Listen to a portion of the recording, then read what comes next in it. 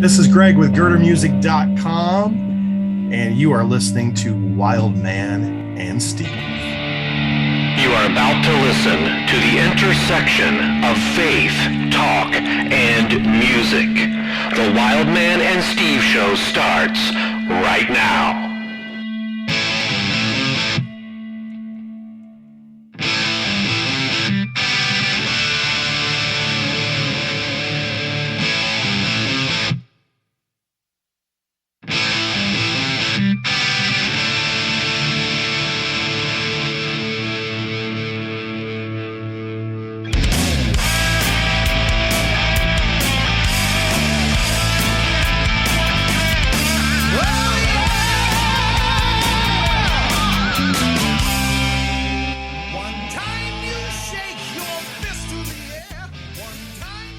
Hey, Steve, I got a piece of news for you today, man. I really have a piece of news. Before we even get to introduce our guest tonight, I got to ask you a couple questions.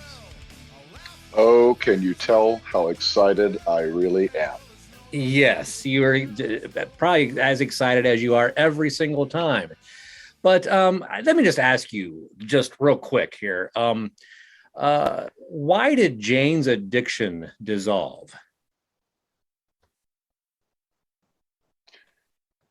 You remember on VH1 Classic, that metal show, and Eddie Trunk was the host, yes. And there was Don Jameson, and they had a segment called Stump the Trunk, and people would try to stump Eddie Trunk with their trivia. I feel like that's what you're doing with me right now. It's like stump the Steve. I don't know why did Jane's addiction you don't dissolve? Okay, well let me just ask you this one then. What about Perry Farrell? Is there a reason why you started to play with frontman Perry Farrell? Stop that.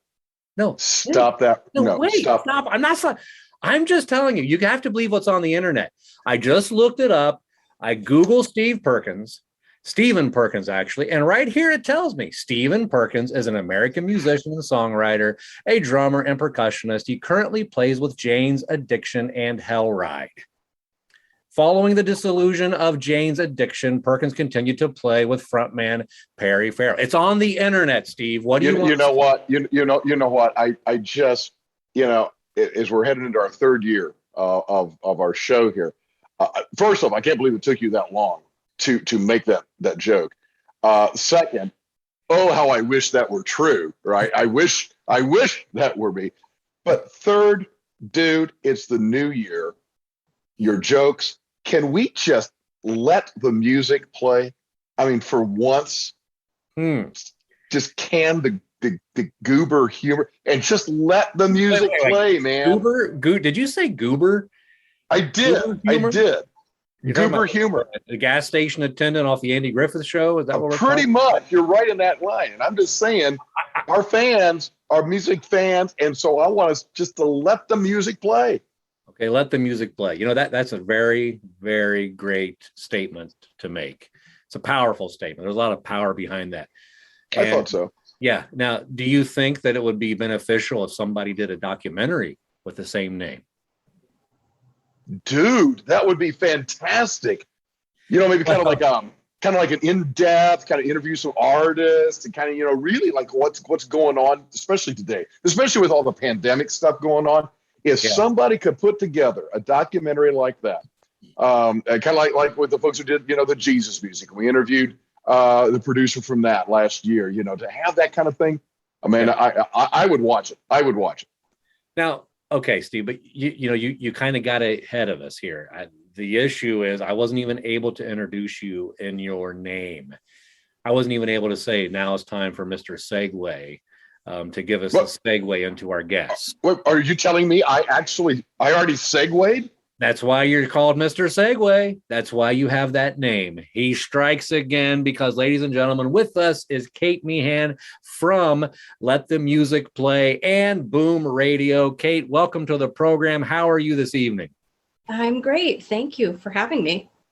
Sure, it's an honor to have you. So let's begin with the idea of music.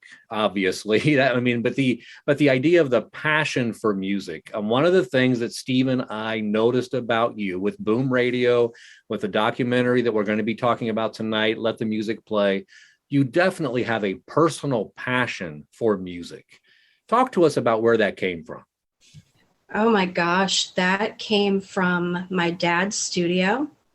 When I was like 5 years old, he was a program director and a nighttime DJ, and my mom worked at night, so dad would take me to work sometimes. And I remember this very darkly, dimly lit studio that I just would be surrounded by this wall of music. And then at home, it would be Steely Dan blaring from his speakers that were taller than me. So it's always been there. All the classic rock stuff has always been there, but he raised us with Motown too. So there was always the balance of rock and Motown and blues and soul and just a total mashup. That started with disco. He let me pick out disco records when I was really little, and he would let me pick one and I would play one a night. And I think the first one was like Disco Duck. And then we moved on to kinds of things. And I remember him having an argument with my mother because I was probably 5 and I wanted Ring My Bell by Anita Ward. And my mother was like, that's not appropriate. And he was like, she doesn't understand. Like, let her get the record. So he was battling for me to be able to listen to what I wanted to listen to before I even understood. Wow. He said that he had your number, you cut the telephone line. You said you needed a reason. He said there ain't much. Hey everybody, Wild Man here. I'm looking for my man Steve, my partner. Maybe He said that he had your number. Oh, he's over You cut there. the telephone I can hear him. You hear him, guys? I Say can you hear him. needed a reason. Hey Steve, how you He doing? said there ain't much time. Steve!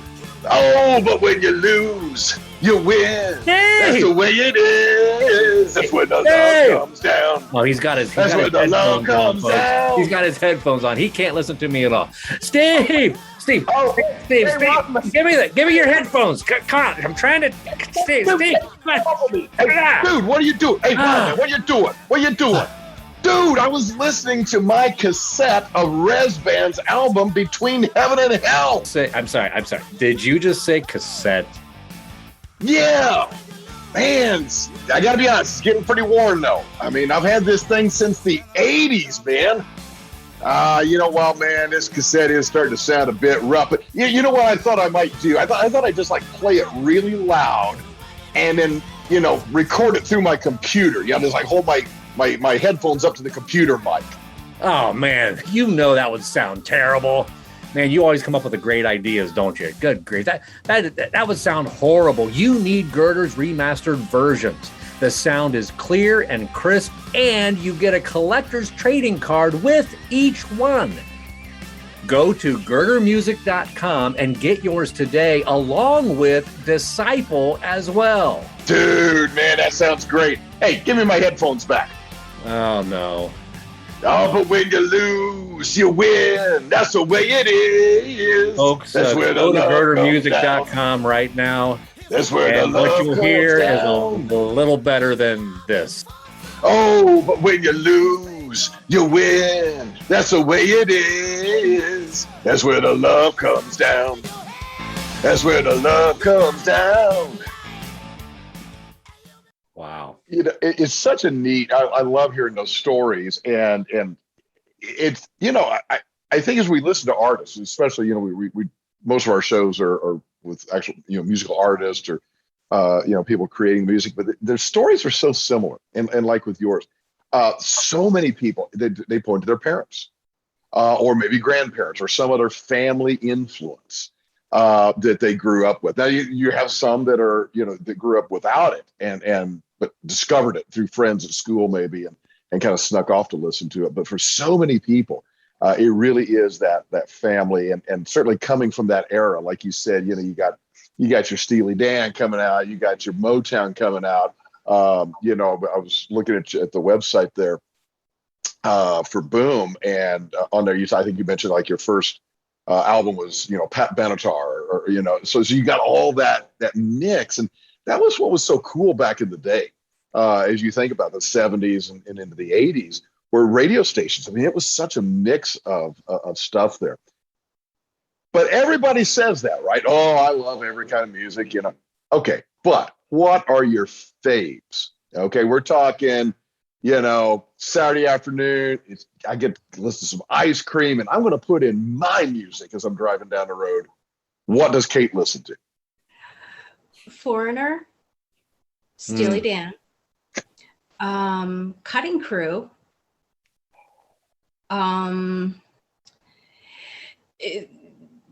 definitely some White Snake, some Rat, definitely Rat. Winger, always underrated, but Winger, love Winger. And then there's always a dose of Motown. There's some Motown, there's like some Shaka and some R&B, and there might be Ariana Grande because she can sing. Like, it's a mashup for me.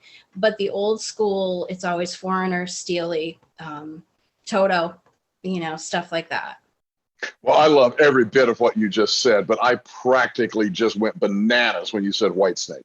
I was marrying David Coverdale when I was 16. He did not know it, but I was marrying him. Like, that album, literally, my mother would drag me to church, and this, honest to God, drag me to church in a setting that I did not believe in. Like, even as a teenager, I knew this wasn't for me. And their services were like an hour long. And I think the Whitesnake self-titled album was like 58 minutes or something. And I would sit there and go through every song and every lyric on the album every Sunday to keep my brain occupied. True story. Like, that album got me through church for probably 18 months. That was such, and we could do a whole thing on that. But I mean, that was such it was just a game changer. I mean, you know, hair metal was big, but I mean, that thing went quintuple platinum. It just blew the doors off. And next thing you know, they're headlining, you know, Castle Donington, and it's off to the races. And you had that, you know, 2, 3, maybe 4 year period where the White Snakes and the others, you know, really just ruled the airwaves. So yeah, right there with you. Remember coming home from work. I was working at Arthur Treacher's. I was closing, so I was home at like midnight. And I walked in the door and I quietly put on MTV, and Still of the Night was on, probably Headbangers Ball. Sure. And it had just started. I think the video was brand spanking new, and I didn't know who I was looking at. I didn't know what it was, but my life like immediately changed. The next day I got the album, and it was all over. Like, that just, it was a defining moment for 16-year-old me. Wow. Yeah, that's awesome. So fast forward to what you do now, and you know, with Boom Radio and the Let the Music Play documentary.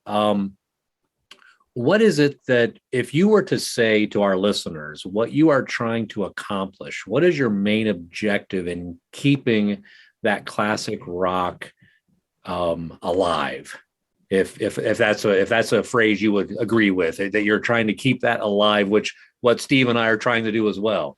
What is it that you really want to see happen? You know, I think I spent a lot of time doing entertainment news, celeb news for decades. And I circled back to music because there's so much bad stuff out there.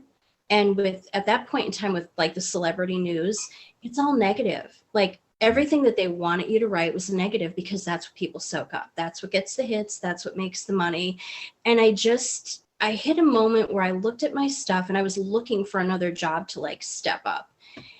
And I realized I wasn't proud of anything that I was doing. Like, I didn't want to show these clips of things I had written. So I had to do better. I had to do something different.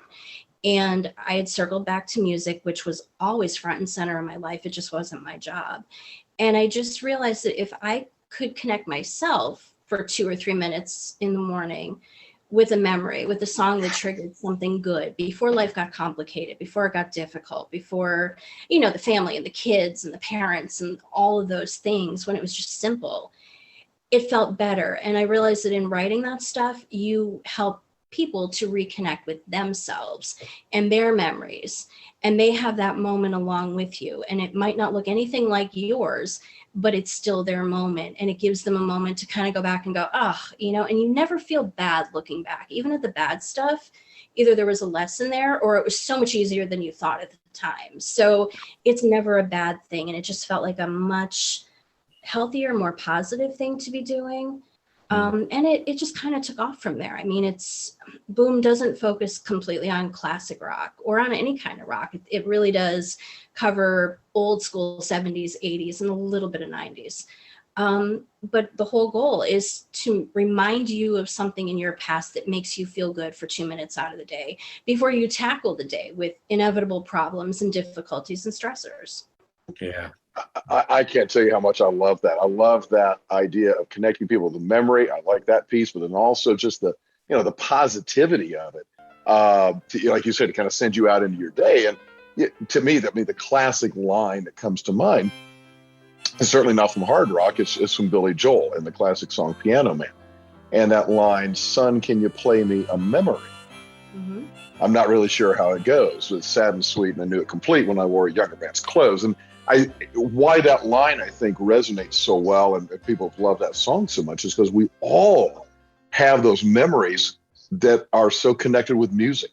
You remember, just like you said, you remember where you were when Still of the Night debuted on Headbangers Ball and then going out and getting that album. And we all have those memories, whether it's MTV or the song you heard on the radio or you were leaving school that day or whatever. And music just has such a way of triggering those memories. So, and admittedly, kids of today, right, they're going to have their memories, go, I remember that song back in 2015, they're going to be doing that down the road. But this is kind of our stuff. So yeah, I love it. Well, you know what the thing is too, I think too, with that, you have, you grow up thinking you're going to remember these things. You think these horrible things happen and, oh my God, what am I ever going to do? I'm never going to, you forget all that stuff. It's all those little in-between moments that stand out. And so I feel like the nostalgia triggers all of those little in-between moments that the older you get, the more you realize those things were everything. Those little things, they're everything. Yeah. That's why you'll hear stories of, people that, if something is even done better or an album recreated. I've heard this especially from some of the older generation where they would much rather have their album that have the scratches in it than the remastered stuff that's being played, because that brings back the vibe and the memory of the day, of the time, the original way that they heard it. And so that's exciting. Now you hit on something there, Cate, that I'd like to explore a little bit. And I don't know how far we want to go with this. I'm willing to go forever with it. But you talked about how a little bit of the 90s. And one of the things that I've researched, and I know Steve has researched as well, and I believe you have researched also, is or just last year, the book that came out, Looking for a Good Time, that explained what the 80s rock and hair metal time was like and how amazing it was, how it rose to the top, and then it just kind of fell off into the 90s. And so everybody's blaming Kurt Cobain for bringing in grunge, and that's what did it. And in fact, I read an article today where Dee Snider, a Twisted Sister, was being interviewed, and he said we were too hard on Kurt Cobain. He wasn't the reason. There was a lot of reasons for that.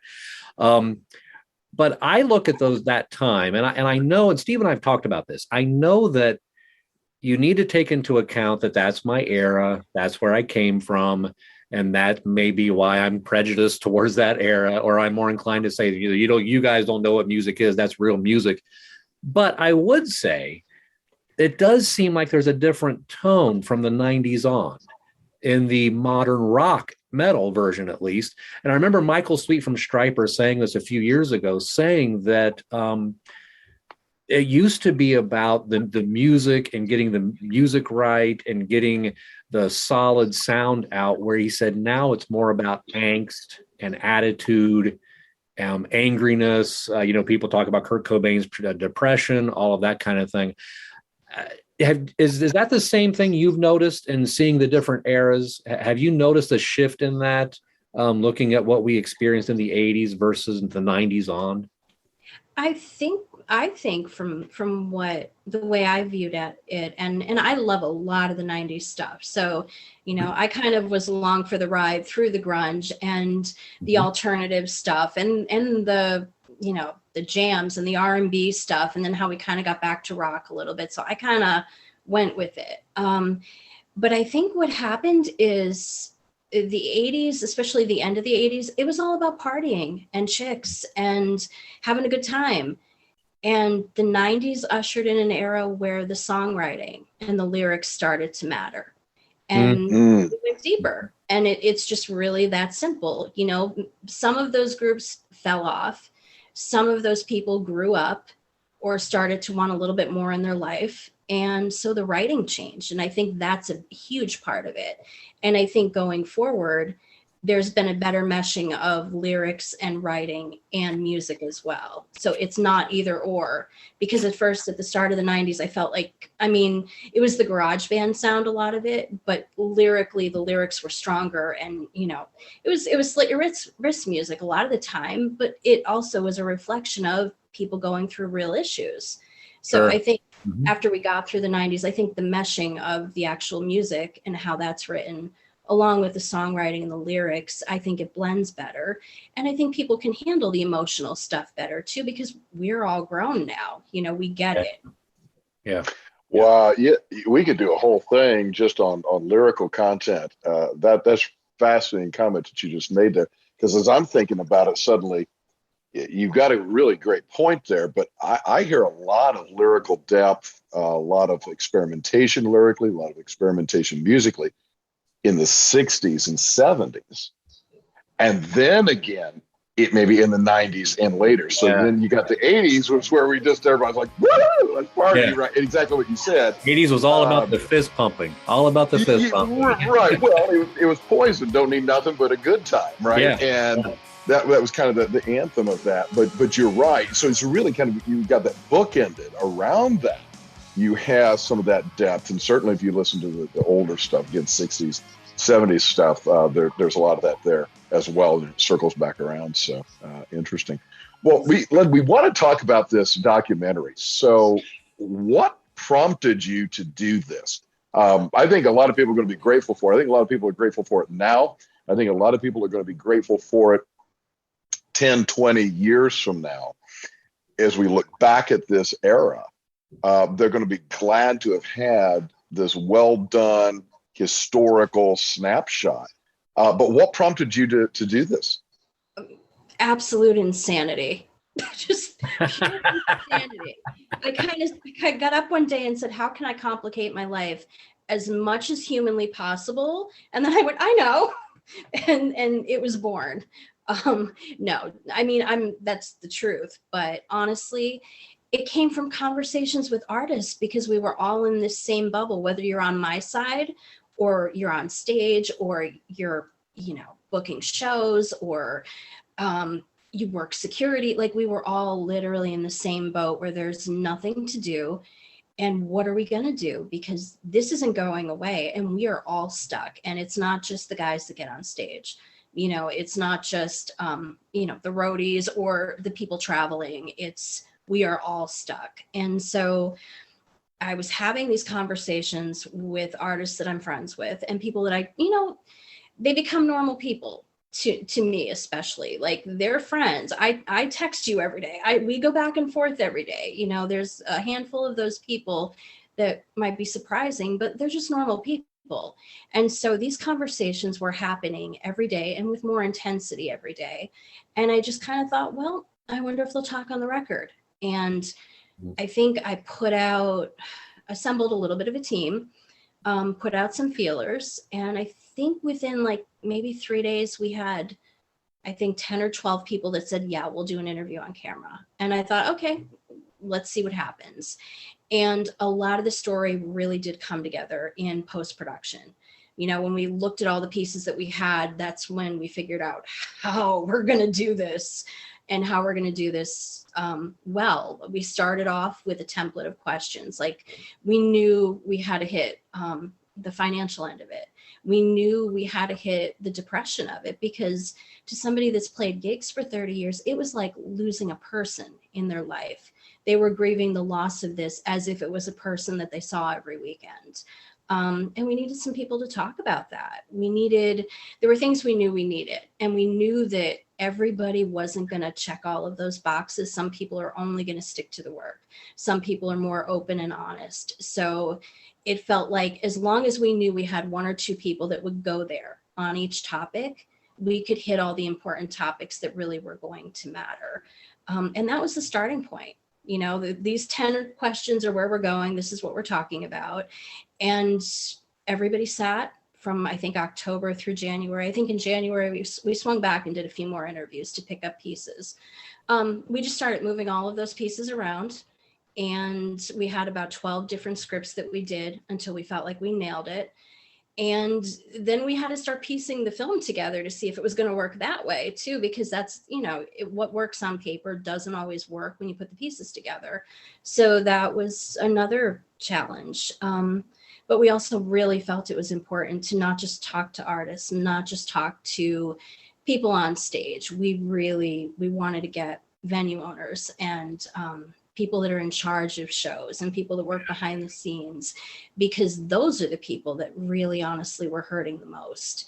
So if we were going to do it, it had to have that balance to it, you know, and thankfully we did have Neva, and we did have the president of one of the major performing arts centers in the country. And we had a couple promoters and, you know, people that were able to bring a different perspective to the same problem. Yeah. You know, as I was watching the documentary, shortly after it came out, I watched it, and it definitely is, folks. If you haven't watched it yet, we'll tell you where to go to watch it here at the end of the show. But it's something that just grabs you and just takes you in. It's not something that you're going to say, "Oh my goodness, this is boring." I mean, it's really very intriguing and answers a lot of questions. It goes behind the scenes, which everybody likes to see, going behind the scenes to see the real faults and the real things, the real faults for musicians. And as you say, I was really taken back by how many people are affected when a gig does not happen. I mean, you know, immediately we think of the band, of course, and maybe a manager and the audience. But this documentary shows that the venue owner is hit. It shows that the financial hardships that everybody has to go into because of this. And I also like how you mixed it. You mixed it with the ones who have been around for a while, and you also had the ones who were just getting started. And the ones just getting started, they're just ready to start their career, and bam, COVID hits and just nails everything. I'm curious, was there one moment, one guest that sticks out in your mind the most that maybe was like a shock to you? Even you, maybe you were like, wow, I wasn't expecting that. You know, there were a few that hit different nerves. There were a few that were more honest than maybe I expected. Haley, the up and coming artist that, you know, her whole world shut down just as she was just about to launch, was heartbreaking, and I sat through that interview and I was in tears for her, because at that point she didn't know. You know, I can tell you she's toured all year and she's doing fantastic, but at that point she just didn't know, and it was heartbreaking. Also, Sal, one of the promoters, what people didn't know is that he spent, I think, a month and a half in the hospital, and he was in a couple weeks in ICU with COVID. He came out, and a few of the artists that he was representing that were half of his age were dead of COVID, and he had made it. And just watching him grapple with that, and we actually did a film festival version of this, and we were able to include more of him, but watching him not understand why he's here. They're not, they've got young kids. Like, it just, how it didn't make sense, and it's never going to make sense. And watching people grapple with the human side of it was difficult, and the honesty was beautiful. And it was at a point in time where we were all kind of going through our own version of that. So I would say several of them really hit nerves at different times. And, we went back through the footage, and a couple months later, we were still emotionally struck by it. So we knew that we had something good and important, because even though we saw it, and we had gone through it so much, I can go back and watch things now, and it still just hits me emotionally, because it takes you back to that point in time, and you connect with it on some level, because we all felt some sort of something resembling what they were going through.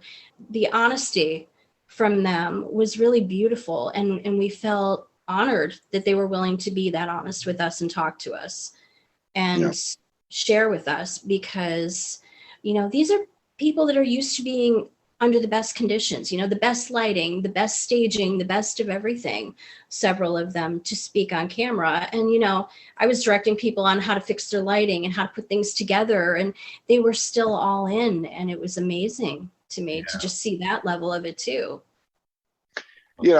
What I think it does, and I think, wow, man, you touched on this in terms of, and you, Cate, actually said it explicitly. These are people. And I do think there's something about the entertainment world, and whether we're talking television, film, you're talking theater, you're talking, musical concerts and so forth. There is a dehumanizing element to all of it, in that the people become really not human. They become 10 feet tall, larger than life. And even though we know this, and a good grief, we're doing the same thing. We're interviewing these people, and I still get geeked up, right?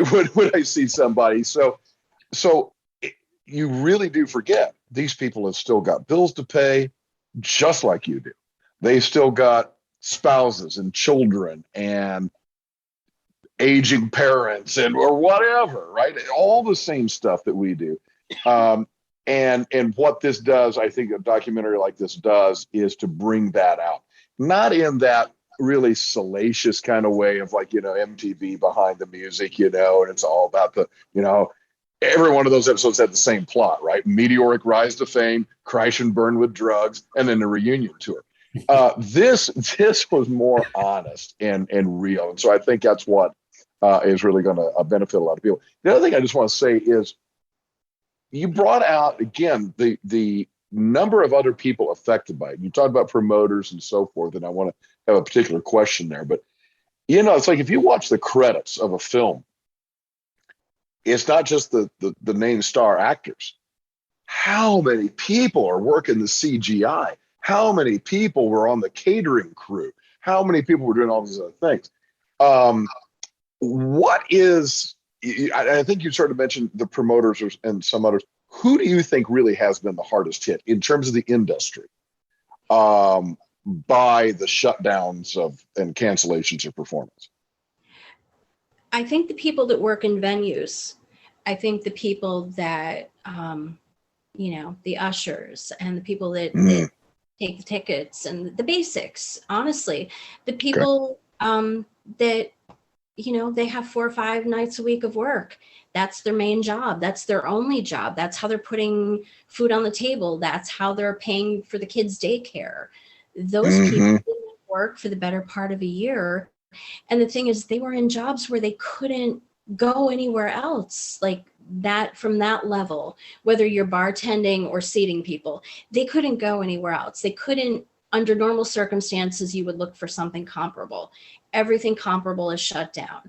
Everything, if you're scrambling for money, you take a job that's less than that, you can nail down to make some extra money. Those jobs weren't available either. So, the bands were going to be okay if they had taken care of themselves and they were smart with their money. The people behind the scenes, especially working in venues or booking shows, those people had no work for a year. And, I know people that were doing media work for bands that were literally working as PR, that went and started blogging for food sites and just doing all these random things to be able to get paid something by someone. And, that's somebody that was doing PR, that was making good money working for a top-notch band for the last 10 years. And he's over there writing about pasta because Yeah. he has to do something. And that's been the reality of it for many, many people, and you look at it now and a lot of those people aren't back. And that's something that we've kind of grappled with. The industry looks totally different. A lot of the people that have been around for years and years and years are gone because they had to move on. And when they found something, they're looking at this industry and it's not stable to come back to. There's not a whole lot to come back to. So what do you think is going to be the biggest change in the music industry going forward? I mean, there are concerts starting to come back. We're going to see that, but is it that's going to be the primary difference? Is it going to be in some other aspect of the business you think is going to be the biggest change? What's interesting to me, the biggest change that I've seen is if you've gone to a show or you've gone to a couple different gigs and you can kind of compare environments. Some places, they've got temperature checks, they've got masking, all these things. Other places, it's like COVID never happened and you've got 5,000 people seated on top of each other, honest to God. And those venues, they don't want media. You can't get credentials. You can't get photo passes. So the people that worked behind the scenes covering these things are having a harder time working because venues need to make money. Their employees need to get paid, but they don't want people like me or you necessarily putting out there what they just experienced because it's going to cut into their bottom line potentially. So I don't know how we're going to really get around that. And that is a huge change for the people working behind the scenes. One of the things I thought was really neat, and you had in the documentary, there were some of the streaming things that artists were doing, and Facebook Live events and so forth. But I know, and just you had Michael Sweet on there, and Stryper has now done 2 or 3 now of these kind of listening parties where they will play one of their albums completely, first to last song. You buy your ticket to get access to the video live. And what's cool about it, obviously it's not the live venue experience, but something you would not get at the live venue experience is ability to interact with the band through the chat, or their manager, Dave Rose would kind of coordinate a kind of a Q&A thing at the end where you're getting to interact with the band in a way you wouldn't have before. So I thought that was kind of a neat thing. And perhaps we're going to see some stuff. Obviously, we want to all come back to live venues, but maybe some of those other things that people have developed along the way will become a part of the repertoire of how we engage with our bands.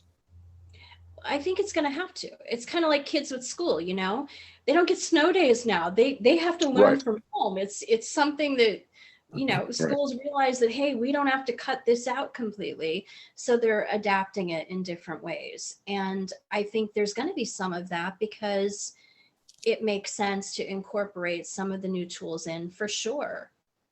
Yep. Now, the documentary, when it came out, I believe it was it the spring of last year? Am I saying that right? April, yes, I thought it was. So when it came out in April, talk to us about what has been some of the response that you've received from the listeners. Do you think it's taken hold? Do you think it's making an impact on letting people know what the need is? I think, like anything else, we knew it was going to take some time. We knew that, by the time it came out, some of our artists were getting back out there, and that was going to be their focus. So we might have had we obviously had some really great, amazing people included, but we knew we were going to have to pedal it and promote it, and it was going to be a slow build. So the audience feedback has been amazing and supportive and phenomenal. And what we're finding now is on the film festival front, we are doing really well. Mm. We were at a documentary film festival and we took top feature film of the year. And then we're in the London Film Festival right now, and we made the top 7 out of 200 features. And we find out on Thursday if we're going to make it into the top 2, which means we advance on to, I think it's Berlin and Amsterdam and New York City. And so we're kind of on pins and needles with that. And then there's several more film festival entries. So what we're learning is that the film festival thing is the way to go, because it's taking it to people who are not just diehard music fans, that don't just, people like us kind of click on every music documentary that pops up. Like, let's be Right. Yes. Guilty. Yeah, absolutely. It could be awful and I'm still going to watch it, Yes. But these film festivals have introduced us to people that don't watch every music doc that comes out. And they've appreciated it because they did not realize the struggle. They did not realize the depth and the reach of the impact. And so they've learned something and they've appreciated it differently than maybe you or I would if we were watching it. It's a different level and it's a different reaction to it. So that has been really good. And then we were able to get it into syndication through legacy distribution. So it's firing on all kinds of cylinders, and not just with the music community, but with, streaming and things like that, which it feels really good to know that it's reached a larger audience. And, we didn't create it having any clue what it was going to do. We didn't really know what the story was going to be at first. We didn't know. We just felt like we had to do something. It was born from the need to do something because our hands are tied and we can't do anything we would normally do. So what can we do while we're sitting here and what might help? And that's all that it came from. So to see it, just a couple comments of people that appreciated it and got it meant everything. And to see anything beyond that is just overwhelming. And we're so grateful. Yeah, sure. So what's the best way you would say that anybody who's listening right now to this interview, they're hearing what you're saying and they're saying, I want to get behind that.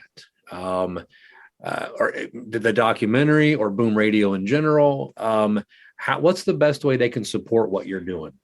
Well, dailyboom.net is the website, and literally there's links to everything and anything there, from the documentary to our radio shows to our daily content, to our Twitter, which is popping all day, every day, which is amazing. And it's a really supportive community for music fans. Yes. You can also go to letthemusicplay.org for everything on the documentary, including the full cast and trailers and clips and all of that. And that also takes you to YouTube, which Let the Music Play doc is the YouTube site. And the full documentary is up, as well as some other content. And we did follow-up interviews with a few people as well after the documentary came out, people that were getting back out onto the road. So those clips are there too. Sure. Excellent. Yeah, well, we want to thank you for taking the time to be on our show. We really appreciate what you're doing with what I'm seeing when you do this documentary. I mean, COVID hits, it's difficult. What are we going to do? You found something very creative to fill a void that needed to be filled at the time, to let everybody know what listeners, what musicians are going through with COVID. All of us are facing different things because of COVID, but specifically for musical artists. And we want to thank you for doing that. Absolutely. Yeah. Thank you so much. Sure. So now, but before we go, it is time now for Wild Man's On the Spot. So I always have the on the spot question for every guest. Oh boy. Steve loves them every time. All right. But this is a tough one, though. This is a tough one. I'm having a hard time thinking this through in my head. What's the best one for you? But I think I may have it. So you're on a deserted island, Cate, and you can only listen to one album, but it can't be Whitesnake. Who are you choosing? I know Steve just went into cardiac arrest, so I think Cate's getting there as well. It's a toss up. It's it's a toss-up. Either Foreigner's first self-titled album, which is just jam-packed, or it's going to be Cutting Crew's Broadcast, and that's for sentimental reasons. So either or, and it's equal because both has a sentimental pull. Okay. Do So you one side of one and the other side of the other, and based on that comment, I just have to say, Kate, do you find yourself walking on Sentimental Street quite a bit? all the time. It's better than reality someday. Amen to that. That's true. All right. Well, thank you very much for being on the show, Kate. We will be doing this again sometime again. We will follow what you do. And listeners, please follow everything Kate has going on there with dailyboom.net. You'll find everything from books to the documentary to the radio shows, which I'm excited about. I've heard a couple of the radio shows, and you want to go back into that nostalgia we're talking about. Hey, dailyboom.net has it for you. So go there. Yeah, hit subscribe on Let the Music Play Doc on YouTube. I did it. So be sure to hit that big red subscribe button. Thank you so much. Thanks, Kate.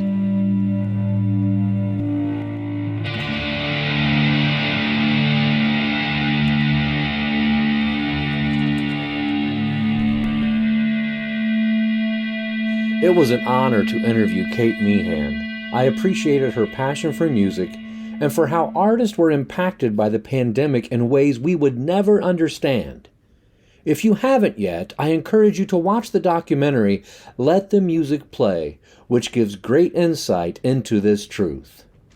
This reminds me of the many times Jesus came alongside those who were hurting, frustrated, and anxious about so many things. This pandemic has definitely taken its toll on all of us, but I ask you to remember, Jesus said, "Come unto me all who are weary, and I will give you rest for your souls." I pray that He will show all of us what this means during this time. Thank you for listening, everybody, and we will see you next time. The Wild Man and Steve Show is now partnering with New Release Today. Find out more about them at newreleasetoday.com. And don't forget to check out our website, where you can also leave us a review at wildmanandsteve.com.